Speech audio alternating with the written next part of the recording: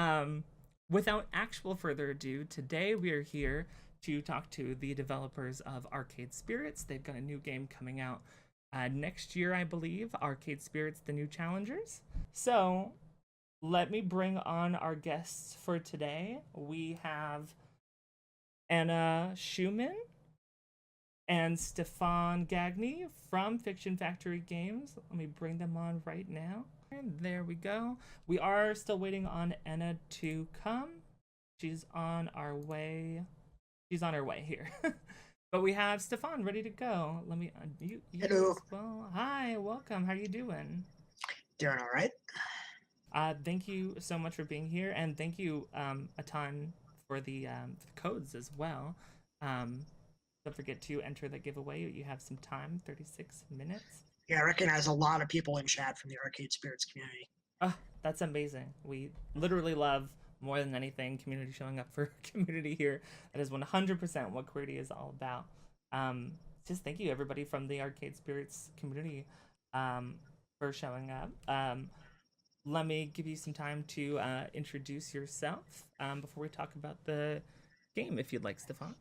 Sure thing. I'm Stefan Gagne. I am an indie game developer slash webmaster in my day job. One pays for the other. I've been writing novels for like 20 years now. Arcade Spirits was my first fully professional game. I had done some Neverwinter Nights mods back in the early 2000s. Almost worked with BioWare on a mod release. Technically, I guess I was working on games in like the 90s MS-DOS shareware era, but those never leaked out of my area code, so I don't think they count. Yeah, Arcade Spirits was my first full-blown, fully published, going all-out release, and we've got the new challengers coming up in early 2022. Yeah, and it's quite the release as well. It's on all platforms, even on the Switch. I think we were just talking about that it has Yeah, the physical plan is copies even on PS4 and Switch. Windows, Mac, Linux, Switch, PS4, Xbox One. Physical release. Well, we don't know exactly what the physical release will be for new challengers, but for the first game, it was physically released on PS4 and Switch. Like you Great. get a little Switch card, which Ah, is adorable. that's amazing. I need to go find one, and I hope I can I get think one they're still in for the stock. I sequel. mean, just I know. I feel like I just saw hit one. up your local retailer and/or Amazon. I shall. I shall. And you can too in the chat. Oh, and somebody shouted you out to follow you on Twitch. That's delightful. Thank you for doing that. Yeah, every Saturday at 1 p.m. Eastern, I stream some game development or some writing for either Oh, the new game or a tie-in novel that I'm working on.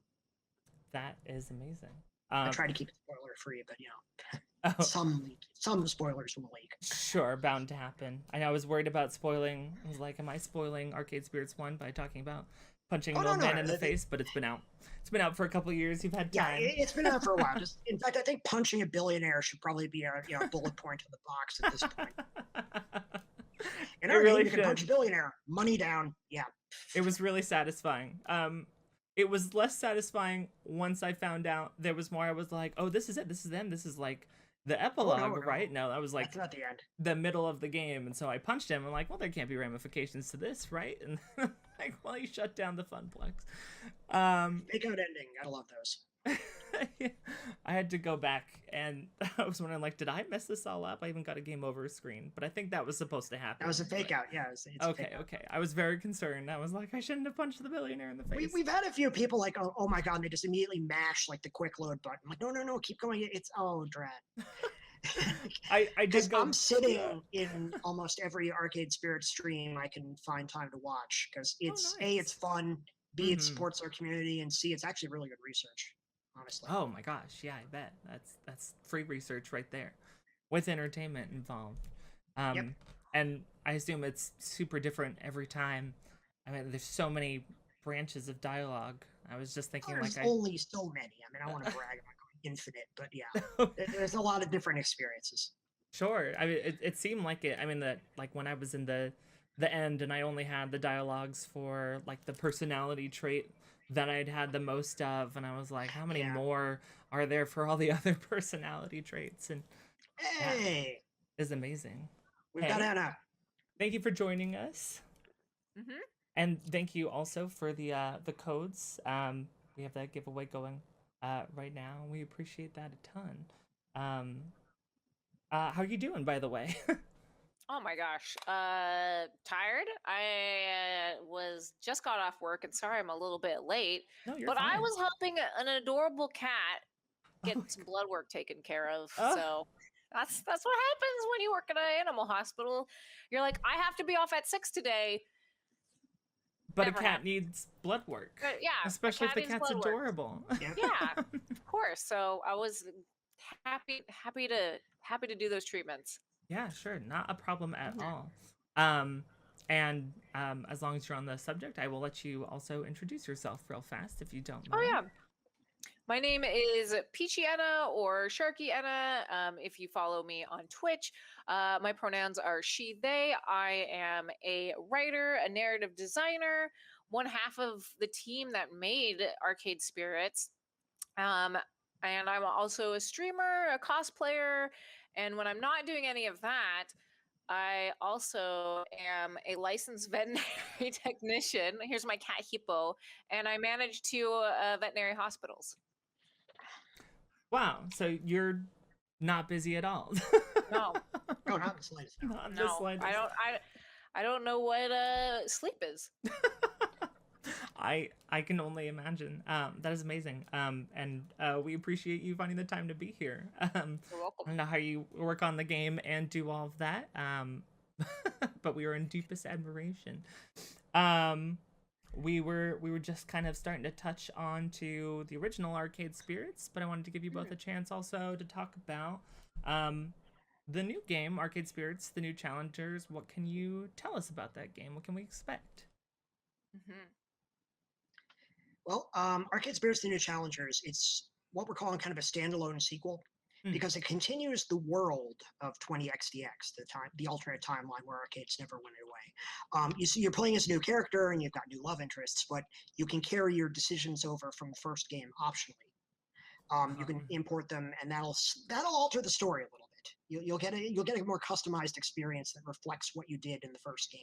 Oh, interesting. In this game, you are looking for a team to join so that you can join the pro tour, the esports pro tour for an arcade game that you like. Mm. And you run into this, fun bunch of folks who work out of a laundromat slash arcade slash pizzeria called Good Clean Fun.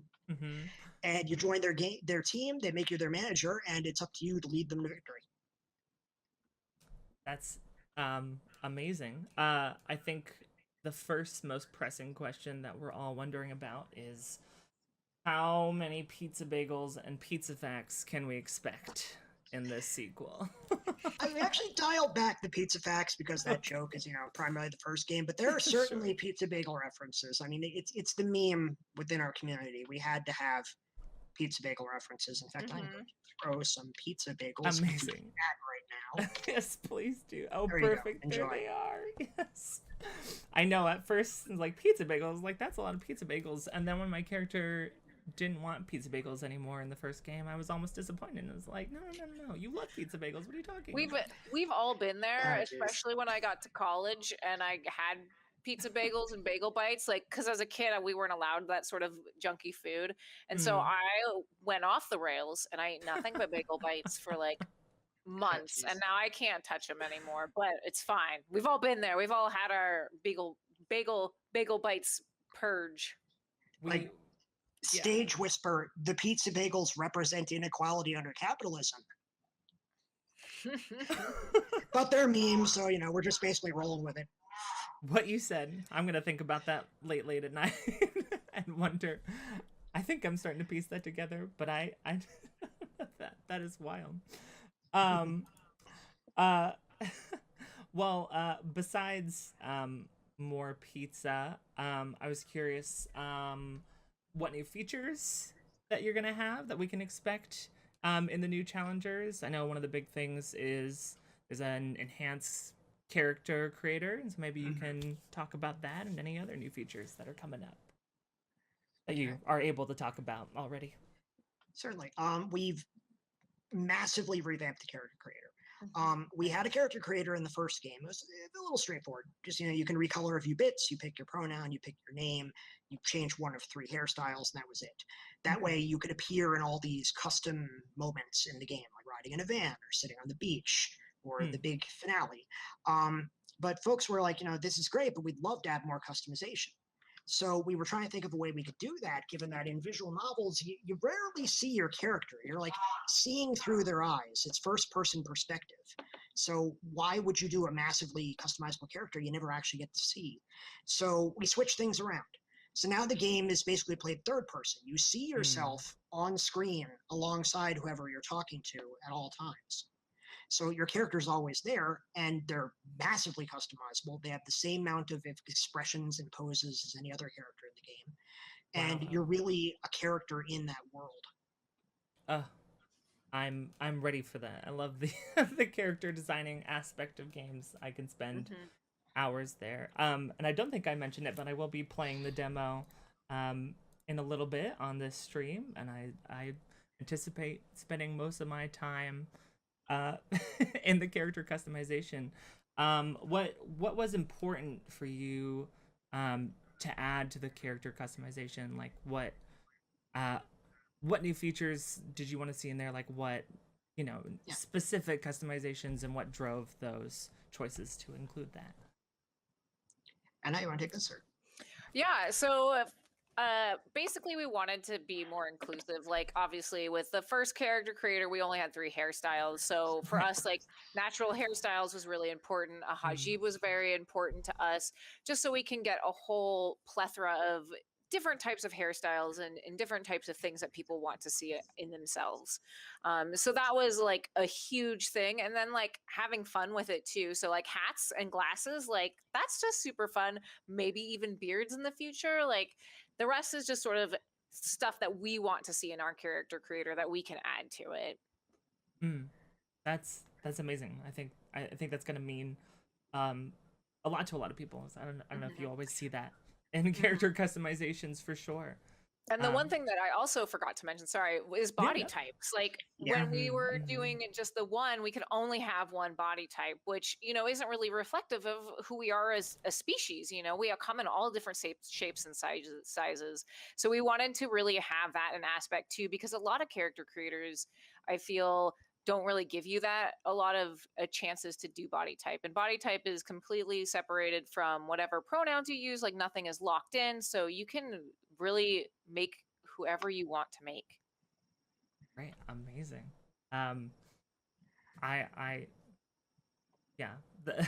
There's so many more games that need that. I mean, just off the top of my head, I mean, like most games I play, it's like, oh, okay, my character is is a beauty standard, right? Is okay. Right. She's skinny and her chest is normal. I guess. So I think a lot of us are gonna appreciate the heck out of that. And thank you, Ratings. I think mentioned that if anybody else has any questions in the chat, you are more than welcome to ask, and hopefully I should see them. So you talked about the story of Aracade Spirits, if you want it to, can carry over into the new challengers. What was the motivation behind that? And I know you touched on it a little bit, but how else does that? How can we expect that to shape the story? And do you recommend it also? Oh yeah, absolutely. I was kind of inspired by the way BioWare handled transfers between like different Dragon Age games or different Mass Effect games, where even like when you were transferring from Dragon Age Origins to Dragon Age 2, where they're 2 wildly different games, different casts, different protagonists, but your decisions still carry through and they still shape. You still see echoes of what you've done. And in some ways you can like trim out a little exposition because you know that they already know about the world. So there's a couple different aspects of that. You'll see callbacks, you'll see a few returning characters. There's a lot of different little ways in which it tweaks the world. We didn't want to just, say, okay, you can just play your character into the new game, because this is a different story we're telling. It's a different story about a different person who has different ambitions and different life goals. But we absolutely wanted to carry over the sense that this is your world, that you have made these choices and this world reflects that. That's beautiful. I'm happy about that because I'm pretty happy about the choices I made in the first one. Especially as we discussed punching a billionaire in the face, among other things. Do romances carry over from the first game? Does it depend if the character's there? Or? In the sense that, like, you will find out, that yes, how the relationship with your romance in the first game continued on. Oh, But interesting. it is a new protagonist and it is a new set of romances, so it's like Mhm. you're not going to be redating the same people. Right, But yes, who you chose to romance, if you chose to romance someone, will be a factor into the storyline. Of course, of course. I guess to that same end, on characters, are there any? Ratings is a good question. I'll ask that in a second, because it was a question I had as well. Are there any specific question or characters that you can tell us about already, who are returning from the first game? Any fan favorites? I think I've seen in a promo that Ben and Matt. I Yep, believe are they their are, names. they are the ones who are running the new arcade you visit. Amazing. I love their banter. We So brought happy them to see back that because again. they had such a really strong reaction from the community. Like, everybody was like, "We want more Ben and Matt. We want more Ben and Matt." So, okay, I need to write the next game so Ben and Matt are much more central. Mhm. Great call. Right off the bat. Yeah, they're so much fun. I'm excited to hear more of them. I think that's oh yeah, other people out. We're standing Ben and Matt in the chat.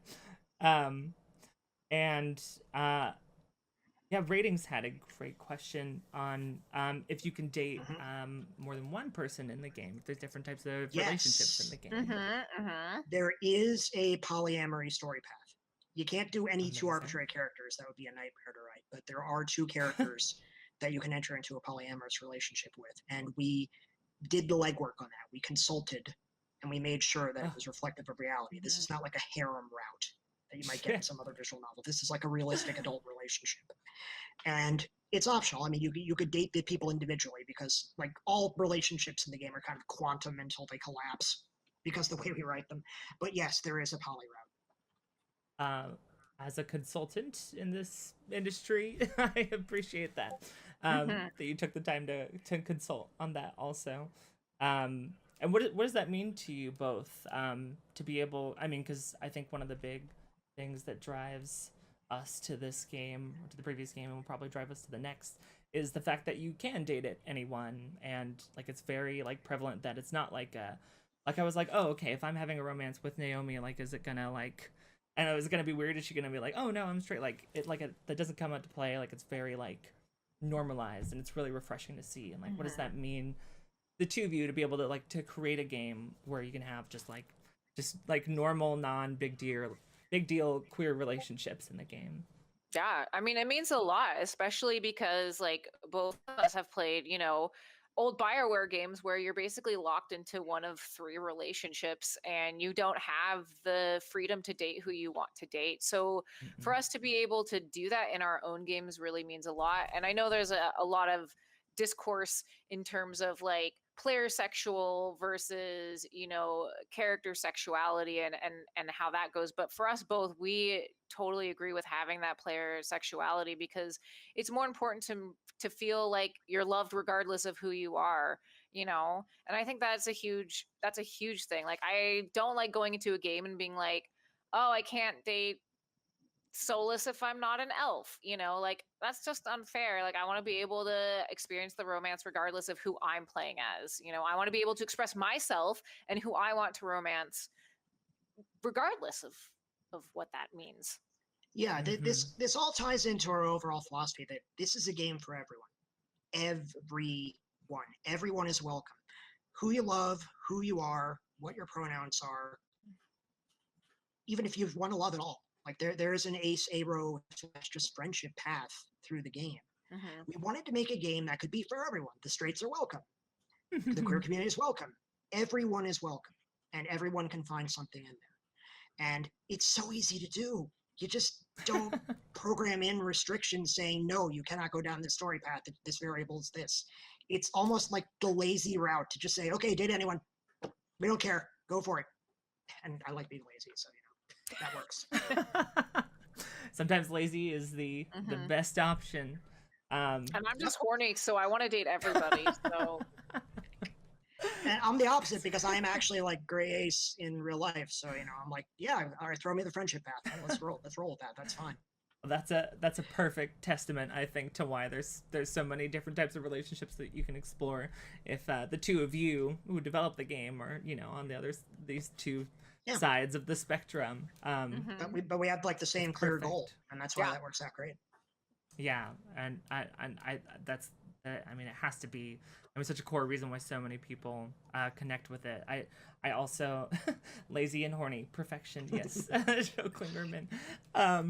I think another thing I loved too in the first game was that there was even non-binary characters, which was also not a big deal. I believe one of the ghost members, Clyde, Clyde, was non-binary.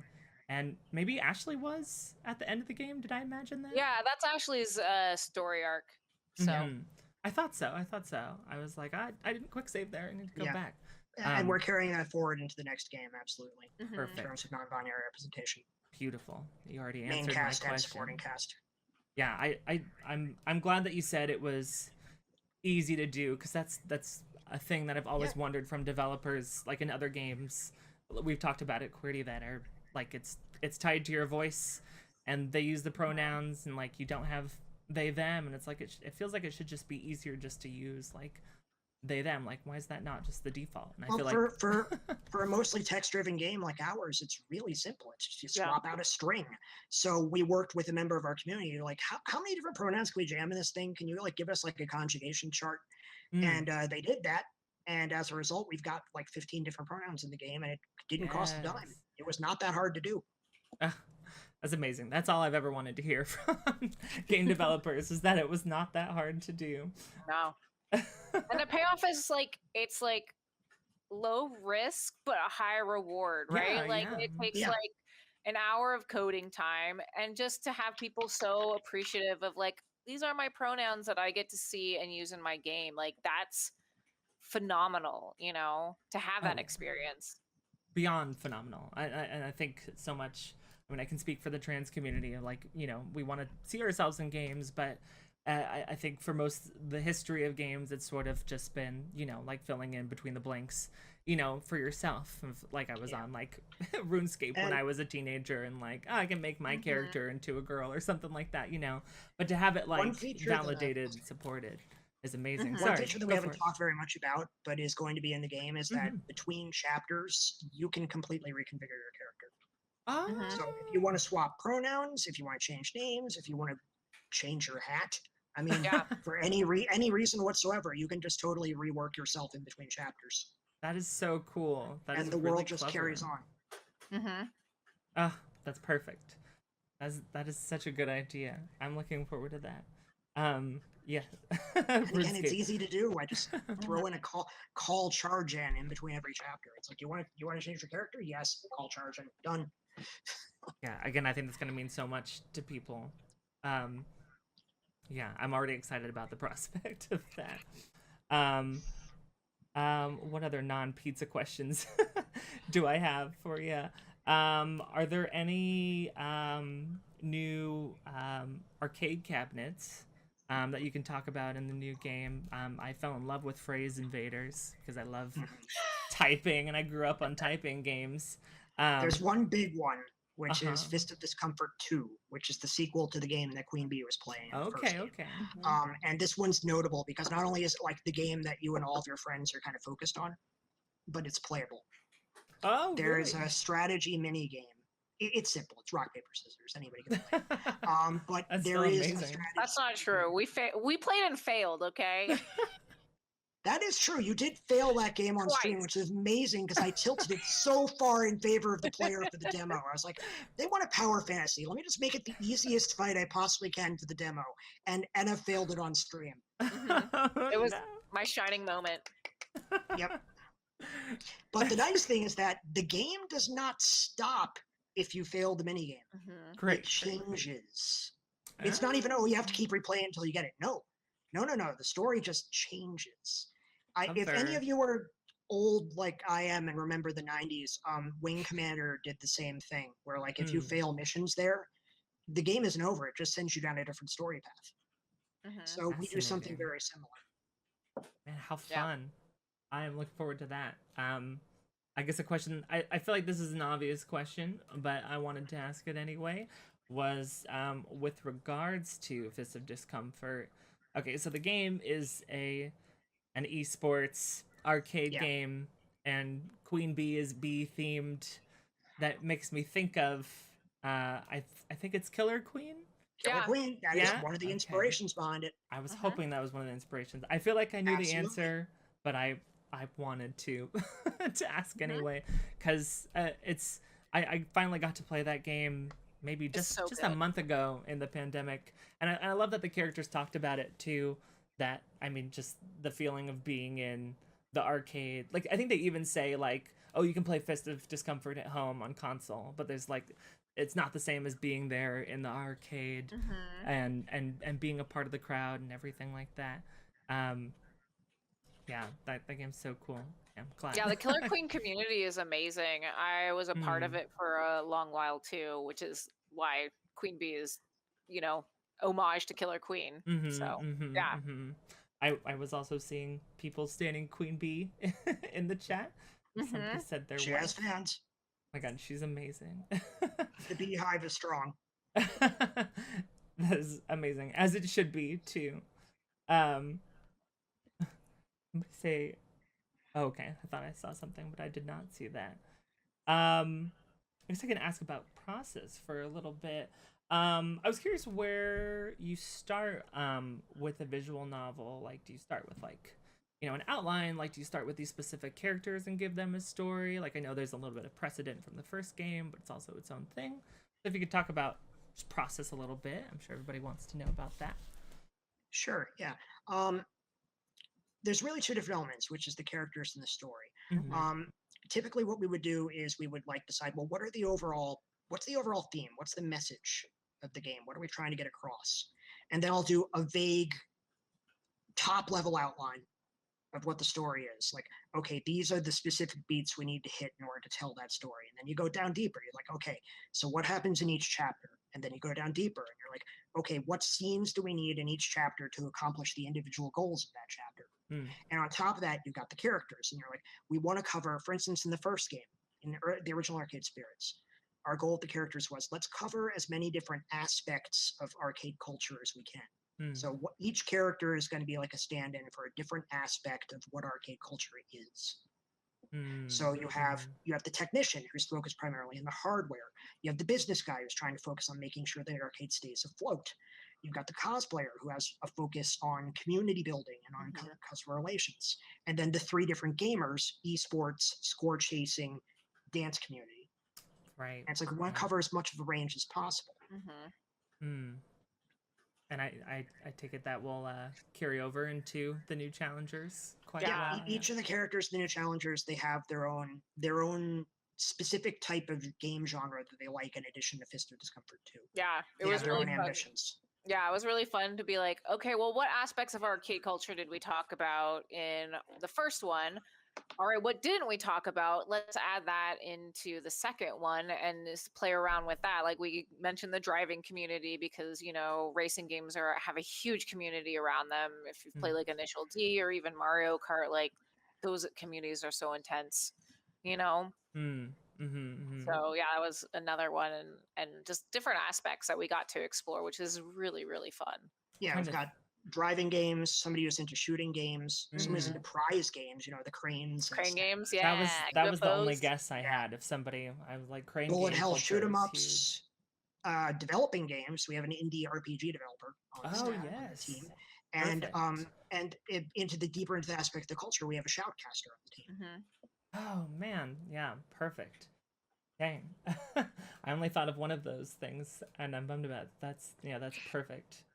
I can't even think of any others beyond that. I'm sure Laserdisc games. I mean, I can't think of too many other things myself either. Right. Somebody's just really into Dragon's Lair. Typing games, phrase invaders.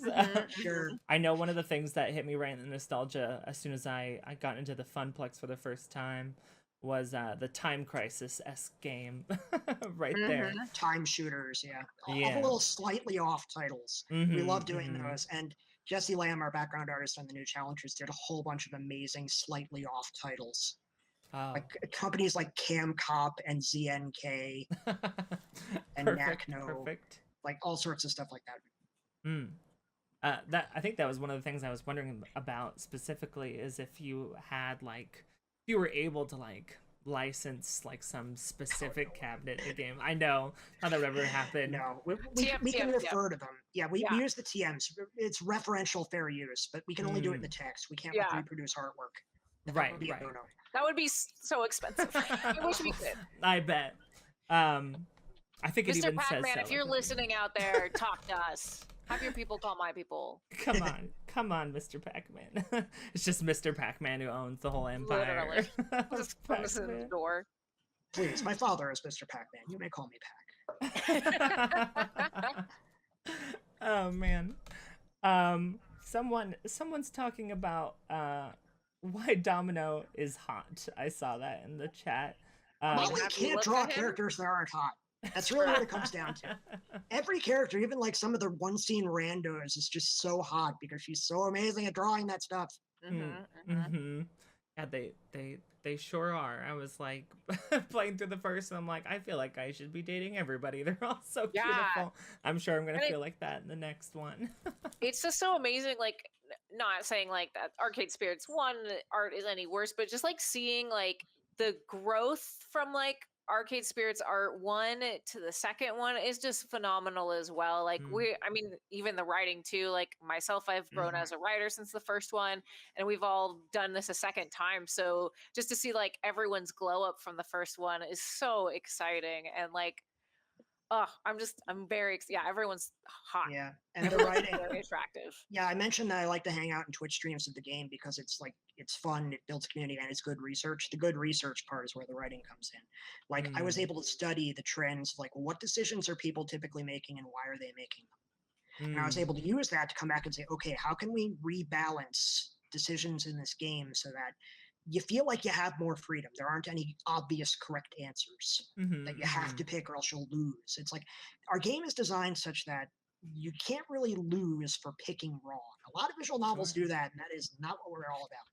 We want people to have the freedom to express themselves and to say, like, to pick whatever option they feel they vibe most with.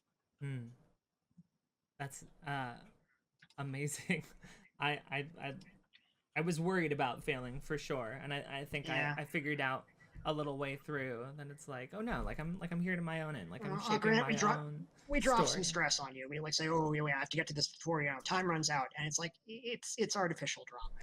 Really, you can do whatever you want. Oops, all hot. I just saw in the chat. Oops, all hot. Yeah, it was the fake game over for me, and then maybe getting shot. I was like, could I have avoided getting shot? No. That's good to know that wasn't a me thing. Also, out of maybe personal curiosity, was there a personality trait that you mentioned? Kind of they were talking about that won out over other ones, like in terms of kindly. Kindly, was that the hard one? Kindly meta. Everybody goes kindly. I went kindly. It was driving me up a wall. Oh no. I mean, humans in general are kindly, you know, like a lot of people play true to self, which is fair. You know, like a lot of people aren't going to be like really gutsy in their everyday life and just start yelling or, you know, stuff like that. I think yes, there is a kindly meta. And yes, a lot of people play it, but at the same time, like, it's understandable why. Yeah, it's understandable. Like everyone wants to feel like they're doing good work out there, you know? Yeah. So for the sequel, we tried to like really spread things out more so that you can have some positive responses that aren't strictly kindly. Like you can be supportive and funny. You can be agreeable and steady.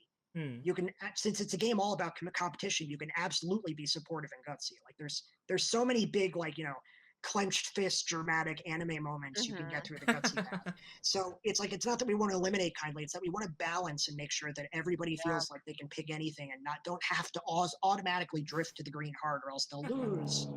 Yeah, well, and like the different motivations from the player character from the first one to the second one. Like the player character in the first Arcade Spirits is like all about finding a job and hope and stuff like that. Whereas now you're the main character in this one, you actually have a competitive gamer like as you. So like you're gonna want to maybe be more gutsy a little bit because you are Sure. competitive potentially, you know, Yeah. or maybe you're Mhm. not gonna be as kindly because you have that streak, or you know you're funny and you want to impress your friends or whatever. Yeah. So And Yeah. at the same time, you can still bust out the kindlies to like be like, hey, I'm your friend and I'm supporting you and we're going to do this together. mhm, Like there's a lot of different, there's a much wider variety of ways to express yourself in the sequel, I feel. mhm. And they're Yeah. all valid. Yeah, that checks out. That makes a lot of sense. I think the main way that I would be supportive or kindly is through clicking the laughing button. Yeah. So that checks And out. there are, and we're not perfectly because that would be too easy, but we are more closely adhering to like each character has two traits they tend to like. So there are Gotcha. characters on the roster who really do respond well to when you're kind to them. Okay. And there are characters who are like meh when you're like, you know, being all nicey and lovey-dovey with them, like whatever, I don't care. Zapper is very much like that. Who's Zapper? I think I've seen a She's couple there. She's pictures our of light gun Zapper. expert. She's our extremely gutsy light gun expert. With the Oh. House of the Dead 2 that we were, Yeah. or Time Crisis that we were talking about. So many good Yeah, stuff shooters. like that. I'm already sensing that my character will gravitate towards Zapper. She's fun. Mhm. I was. You can get into some shenanigans with her. Oh, nice. I enjoy shenanigans. I definitely got into shenanigans. In the first one, I found myself in a maid outfit, so I'm looking forward to more shenanigans in the sequel. There'll be plenty of some shenanigans. Absolutely. Oh, good. We love shenanigans here as well. And there's already stands of Zapper as well. Mhm. Mm-hmm. Clench fist aardvark Arthur meme. Not sure what that's about, but I love that meme. I know that meme. I'm aware. Yes, there's Don't very even need much the that. There are context. several moments like that. I will say in the first game I was kindly up until I told the billionaire to F off, punched him, and I was like, okay, I'm a Yep. pretty gutsy person. And then I had a healthy mix of gutsy after that. I stand by your decision. Sega Sanshiro would be proud of you. Good to know. I think before we hop into a demo of the game, just on the broader like stroke side of questioning, like what direction do you want to see the visual novel like industry or community like head towards? I mean, we've talked a lot Oh about my gosh, we like, could talk about this oh for my God. 4 I hours. bet. We've already talked about, you know, inclusion and diversity and why representation matters so much, you know, in this type of game. So how do you see it moving forward, or how do you want to use the new challengers even just to steer it in the right direction? For me, I think the driving thing I want more of in these games is role playing. I want more self-expression. I want the ability to inhabit a character, make decisions frequently, not just like, oh, you make like 5 different decisions, each about an hour spaced apart, and then the game is over. I want to be able to like really get in there and like decide, well, what is my motivation? What am I aiming for? How am I going to approach these situations? You know, really just inhabit a character. All too often, like a protagonist is either just this total blank cardboard cutout. It doesn't honestly matter who they are, or you have a really, really specific character and you're just reading for a very long time before you make any choice, and that choice is not clear what the consequences will be. And it's like, I know a lot of people are into that, and more power to them if they really like the traditional VN style. But for me personally, I want to see something more akin to a role-playing game. Yeah, definitely. More choices is always good, I think. For me, it's more of like how visual novels are within the video game industry itself, because right now there's still a huge like negative outlook on visual novels, which is completely unfair, especially when you look about who's actually making those visual novels. It's marginalized people, right?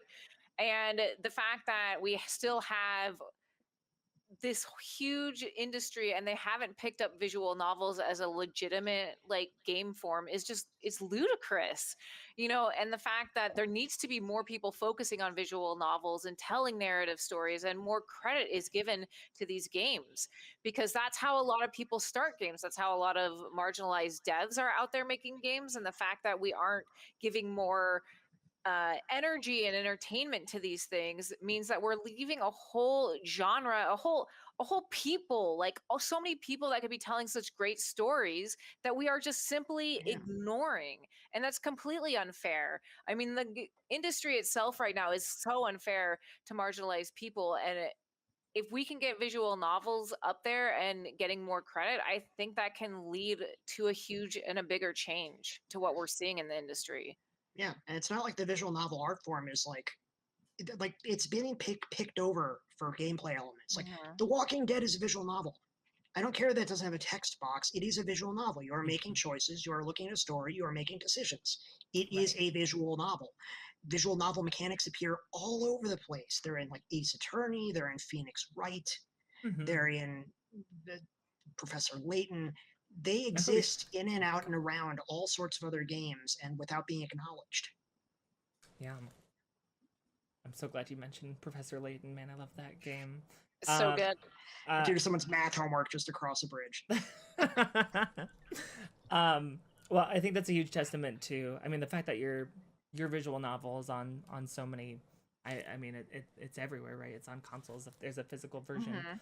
on Yep. Switch, like I think that's a huge testament to the fact that it's getting out there, and I hope your game is helping normalize that and push it into the mainstream. Yeah, I 'Cause hope it's, so. So, yeah. it's such a I mean, just beyond the the representation of it that is incredible and already sets it apart. It's already just a good time and a great story, and I'm sure the sequel will be too.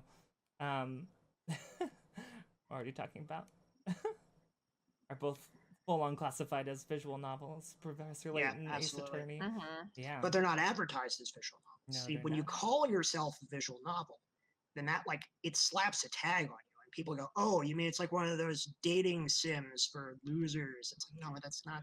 It's not Also, can we get rid of the expressly. stigma of dating sims too? Yeah. Like, Yeah. romance is fucking amazing, and like, I don't like. It's just seeped in misogyny. The fact that people don't like romance, and I'm sick and Yeah. tired of it. Like, Once you romance is call not a yourself joke. a game of romance elements or a romantic game, then you're asking for a world hurt. So, Yeah. I Yeah. mean, you can romance is entirely optional in Arcade Spirits Yeah, in both that's what I was games. gonna say. It's primarily a story. The romance elements are like they're woven in there and they're certainly integral, but you don't have to engage with them if you don't want to. yeah, you can have an incredible time with the story and get involved with these characters without getting involved with them. I'm glad you're pushing for Mhm. that too, because I think that should be. Uh, I love that aspect in a visual novel that it's not just about dating, for sure. Yeah. Because it's We're such telling a story. yeah, it's That's such what a it boils fun down to. medium to tell a story. It's so interactive in a way, like somewhere between a movie and a book and a game, right? And so yeah, I'm Mhm. really glad that you're pushing for that. Um, and which what you were talking about already leads into my final question for now, which is any advice you have for developers, especially developers, who are trying to create visual novels that center representation and diversity and queer relationships or all types of relationships or not at all. What advice can you give to them in developing and getting their game out there? Anything that comes to mind? I know it's Oh a lot. gosh, that was like That's I know. big. That's hard. That's a lot. No, How I do you think do the thing? I think what I tell most like people that are just starting into games is scope is so important, right? Mm. Like, everybody wants to make like their dream game right off the bat and have it have like 100 bells and whistles and stuff like that. But like, honestly, make an hour-long game, make a short story that is capable and that you want to finish, because that's the most important thing. There are so many games out there that never get finished, right? They're just Mhm. like in books. There's so many books that never get finished. There's so Yeah. many projects. So really take a look at scope and what you can do within your talents, and get together a group of friends maybe that want to do the same thing. And I feel like we went into our first game being like, all right, we're just going to do this for fun, and then whatever happens, happens. And I think that's a good outlook too. Like, don't go in expecting like you're going to be like Hades, or anything like that. Have very realistic goals, have Yeah. very realistic scope of what you want to accomplish, and have fun with it. Like, Yeah. this is Yeah. your chance to be creative. My goal with any game project I do now is break even. That's honestly all I care about. If I make more money, okay, that money goes into the next piece of art. That's all I really care about. I'm not really looking to, like, go huge, get 200 employees, become a AAA developer, start grinding them in crunch and get microtransactions and loot boxes. And no, we're just doing our thing. And we made the game because we wanted to make the game. So we just did it. And as long as you're realistic in terms of what you can actually do with the resources you got, then you can just go for it. I mean, there are free engines out there like Ren'Py. Ren'Py is wonderful if you're focused primarily on PCs because it provides like all the staple tools you're going to need for this specific genre. There are low-cost things like Game Maker, for instance. Unity has its own entry-level type products. There's a lot of different ways it can be done and a lot of different pieces of middleware and open source stuff. You could, if you had to just cobble something together from a bunch of free software, you could still do it and make a game. It's entirely within possibility. Yeah, that makes me think of one of my favorite phrases I ever heard from a teacher, which is that done is better than good a lot of the times. But I think also just if you, the developers, have enthusiasm for your game, you just want to make something like you're starting off with the foundation that you want to have a good time, you want to have fun making this game, that's going to translate. And that's why we are having fun with Arcade Spirits, why we will have fun with the new challengers. And so I know that's a loaded question, but I do appreciate you answering it. Those were great answers. Yeah, and I mean, I know it's a big part of our community here, and one of our previous grant recipients literally is making a visual novel as we speak. So fun. So yeah, I really appreciate it. I think those are great answers too to such a big question. I have one more bit of advice too. Sure. For anybody that's just starting out and they may not have the proper connections or the talents, please look into game jams. Game jams are huge. That you can build your portfolio with game jams, and there are a lot of the game jams that we do are very low scope. So like I was talking about, like it's normally smaller teams, you're making like a quick game, and itch.io always has game jams going on, and most of the people in the itch community are really amazing. And if you're like, hey, I'm a writer, I can write, you can find a team to do a game with, or I'm an artist, I can draw. Like itch.io is phenomenal for finding people and making games. Collaborate and make the connections through the collaboration when you're early on. Don't start immediately into the dream project. We kind of started immediately into the dream project, and there were a couple of things we cut and some restructuring to the story. I think it worked in the end, but keep things simple and straightforward when you're just getting rolling. Yeah, that's great advice. Simple's definitely good. Surrounding yourself with people who are as motivated as you. Yeah, for sure. Any questions or chat questions before we roll into I know somebody in the chat did ask about what a 200-person team would look like on Arcade Spirits. What would be personally different Walking Dead? Like I said, it's a visual novel. I would do it fully animated and voice acted, and and if anything, like if it was 3D, the custom character would be a lot easier. There are like 350 PNG files in the Arcade Spirits New Challengers custom creator. Oh wow. It's nuts. 2D is really tough to work in when you want a lot of flexibility. There are some things you could do with that, but at the same time, I can't manage 200 people. I can barely manage the team I have. I wouldn't want to go that big because that would be a way more than I'm really planning to throw myself into here. I still have a freaking day job. So it would look great, but I don't think I would be the kind of person who could make that. Fair enough. And I mean, when it's just mainly the two of you doing this game, right? I mean, it's amazing. Well, we're writing. Already. We collaborate with some really amazing artists, and musicians, and voice folks. I mean, for anything you can't do yourself, we wear a lot of hats. And I'm doing UI, I'm doing coding. We're both doing writing. She's doing a lot of community management, like doing events.